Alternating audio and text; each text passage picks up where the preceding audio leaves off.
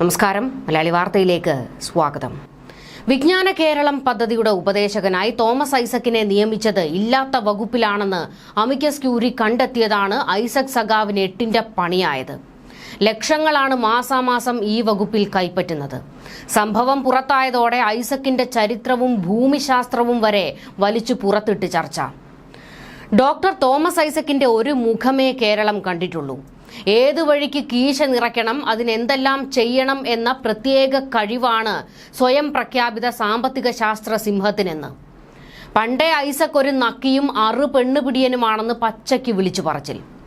അതിന് തെളിവായി സ്വപ്ന പറഞ്ഞ കാര്യങ്ങൾ കേരളം മറന്നിട്ടുണ്ടാകില്ലല്ലോ.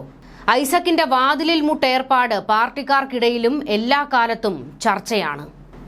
തോമസ് ഐസക്കിന്റെ തൊട്ടിത്തരങ്ങളാണ് ഇപ്പോൾ പച്ചയ്ക്ക് പുറത്തേക്ക് വന്നുകൊണ്ടിരിക്കുന്നത്. ഇല്ലാത്ത വകുപ്പിൽ നിയമനം, ഇതെന്ത് തമാശ ഐസക്കെ?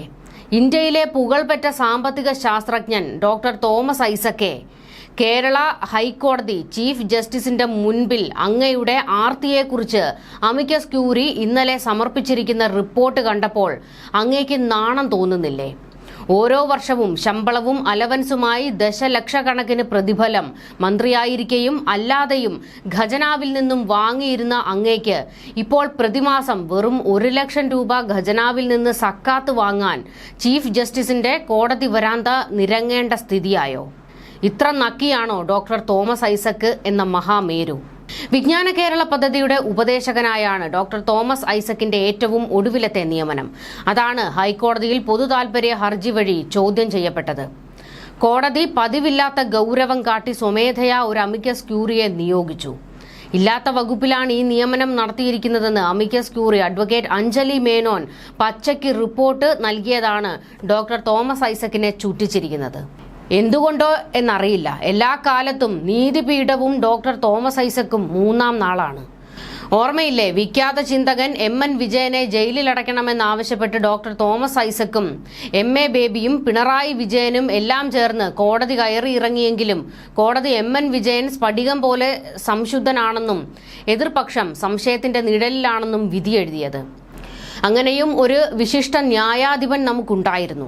പക്ഷേ ആ ചരിത്ര വിധിയുടെ മാനസിക വിക്ഷോഭത്തിൽ വിജയൻ മാഷിക്ക് സ്വന്തം ജീവൻ ബലി കൊടുക്കേണ്ടി വന്നു.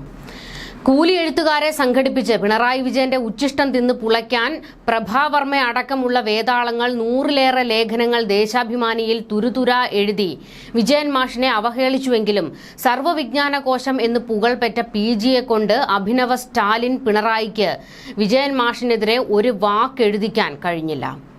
PG പിണറായിയുടെ ദല്ലാളായി വന്നവരെ ആട്ടി ഓടിച്ചു. വിജയൻ മാഷിനെ നിന്ദിച്ചെഴുതിയില്ലെങ്കിൽ പാർട്ടി അറബിക്കടലിൽ പെട്ടുപോകുമെന്ന് ഭയപ്പെടുത്തിയവരെ തെല്ലും കൂസാതെ PG എന്നാൽ പിന്നെ അതായിരിക്കും നല്ലതെന്ന് തന്നെ തിരിച്ചടിച്ചു. PGയുടെ കരങ്ങൾ അവസാന ശ്വാസം വരെ വിജയൻ മാഷിന് ബിഗ് സല്യൂട്ട് തന്നെ നൽകി. പാർട്ടിയുടെ അടിമയാകാൻ PG നിന്നു കൊടുത്തില്ല. PGക്ക് അർഹതപ്പെട്ട രാജ്യസഭാ അംഗത്വം നിഷേധിക്കപ്പെട്ട് ഒറ്റുകാരനും കൂട്ടിക്കൊടുപ്പുകാരനും കമ്മ്യൂണിസ്റ്റ് വിരുദ്ധനുമായ ഒരുവന് നൽകിയിട്ടും PG കുലുങ്ങിയില്ല. പക്ഷേ PGയുടെ ലെഗസിയുമായി രംഗപ്രവേശം ചെയ്ത V ശിവൻകുട്ടി വെറും ഭീരുവായി PGയുടെ മാനം കെടുത്തി കിട്ടാവുന്നതൊക്കെ ഊറ്റി. തലസ്ഥാനത്ത് തൊഴിലാളി വർഗത്തിന്റെ ഉരുക്ക് പടയാളിയായിരുന്നു ശിവൻകുട്ടി. എന്നാൽ ഇന്നോ വെറും നനഞ്ഞ പടക്കം. മറക്കണ്ട, നമുക്കൊരു ജീവിതമേ ഉള്ളൂ ശിവൻകുട്ടി. ഒരു തിരിയിൽ അവസാനിക്കുന്നതാണെല്ലാം. എക്സാലോജിക് അല്ല കമ്മ്യൂണിസം, അത് കമ്മ്യൂണിസം വിറ്റ മുദ്രയാണ്. ഡോക്ടർ തോമസ് ഐസക്കിന്റെ ഒരു മുഖമേ കേരളം കണ്ടിട്ടുള്ളൂ. രണ്ടാമത്തെ മുഖം ഇരുട്ടിലാണ്. അർദ്ധരാത്രിക്ക് സൂര്യൻ ഉദിച്ചാലേ അത് കാണാൻ പറ്റൂ. പെൺവേട്ടക്കാരൻ എന്ന ദുഷ്പേര് ആരെങ്കിലും ചാർത്തി കൊടുത്താൽ ഐസക്കിന് കോപം വരും. ശരിയാണ്. പക്ഷേ സ്വപ്ന സുരേഷ് കേരളത്തിന് പരിചയപ്പെടുത്തിയ ഡോക്ടർ തോമസ് ഐസക് ആരാണ്? ഇദ്ദേഹത്തിന് താവളം ഒപ്പിച്ചു കിട്ടുന്നിടത്തൊക്കെ പാർട്ടി ഒരു ഇണയെ സിൽബന്തിയായി കൊടുക്കുന്നത് എന്തുകൊണ്ടാണ്? 2+1 എന്നാണോ? 2+1 എന്നാണോ നിയമന ഉത്തരവിലുള്ളത്? എന്തുകൊണ്ടാണ് സാമ്പത്തിക ശാസ്ത്രജ്ഞൻ ഗൂർനാർ മിർഡിനെ പോലെ ഉള്ളവരുടെ ഉദ്ധരണികൾ കാണാപ്പാഠം പഠിച്ചിരുന്ന ഐസക്കിന്റെ കട അടച്ചു പൂട്ടിയത്? ഏത് LDF ഭരണത്തിലും നടുക്കണ്ടം ഐസക്കിനായിരിക്കണമെന്നാണല്ലോ. ഇത്രയേറെ ബുദ്ധിവൈഭവവും സിദ്ധിയും ചാരുതയും ലാവണ്യവും സേവന മനസ്ഥിതിയും ഐസക്കിന്റെ സഹയാത്രികർക്ക് തന്നെയായിരുന്നല്ലോ. അല്ലാതെ മറ്റാർക്ക്? ഇതായിരുന്നു ശക്തിധരൻ കുറിച്ചത്. അതായത് ശക്തിധരൻ തോമസ് ഐസക്കിന്റെ എല്ലാ വെട്ടിപ്പുകളും നല്ല വെടിപ്പായിട്ട് വെട്ടിത്തുറന്നങ്ങോട്ട് പറഞ്ഞിരിക്കുകയാണ് ഈ പോസ്റ്റിലൂടെ. സ്വപ്ന സുരേഷ് മുൻപ് പറഞ്ഞ കാര്യങ്ങൾ ഉൾപ്പെടെയാണ് ശക്തിധരൻ വീണ്ടും സമൂഹത്തിലേക്ക് ഒരു ചർച്ചയ്ക്ക് വേണ്ടി ഇട്ടുകൊടുത്തിരിക്കുന്നത്. അതായത് തോമസ് ഐസക്ക് തന്നെ മൂന്നാറിലേക്ക് ക്ഷണിച്ചുവെന്നും നമുക്ക് നീലക്കുറിഞ്ഞി പൂത്തത് കാണാമെന്ന് പറഞ്ഞ് ക്ഷണിച്ചതുമൊക്കെ ഈ പറയുന്ന സ്വപ്ന സുരേഷ് മുൻപ് വെളിപ്പെടുത്തിയപ്പോൾ തോമസ് ഐസക്കിന്റെ തലയിലാണല്ലോ ഇടുത്തി വീണത്. ആ ഇടുത്തി ഒന്നുകൂടെ എടുത്തിട്ടിരിക്കുകയാണ് ഇപ്പോൾ ശക്തിധരൻ. അതായത് ശക്തിധരൻ പറഞ്ഞു വെക്കുന്നത് കാശുണ്ടാക്കാനും പെണ്ണ് പിടിക്കാനും തോമസ് ഐസക്കിനെ കഴിഞ്ഞേ മറ്റാരും LDF-ൽ ഉള്ളൂ എന്നാണ്. അങ്ങനെ പെണ്ണ് പിടിയാനാണ് തോമസ് ഐസക് എന്ന് പച്ചക്കങ്ങ് വിളിച്ചു പറഞ്ഞിരിക്കുകയാണ് ശക്തിധരൻ. ഹൈക്കോടതിക്ക് മുന്നിൽ എത്തിയിരിക്കുന്ന അമിക്കസ് ക്യൂരിയുടെ റിപ്പോർട്ട് ഐസക്കിന് തലയ്ക്ക് മുകളിൽ വാള് തന്നെയാണ്. തുടർന്ന് നടപടികൾ സ്വീകരിച്ചിരിക്കുകയാണ് ഇപ്പോൾ കോടതി. Kerala development and innovation strategic council Thomas Isaac എന്നിവരോട് മറുപടി നൽകാൻ chief justice Nitin Jamdar, justice S. Manu എന്നിവരുൾപ്പെട്ട ഡിവിഷൻ ബെഞ്ച് നിർദ്ദേശം നൽകിയിട്ടുണ്ട്.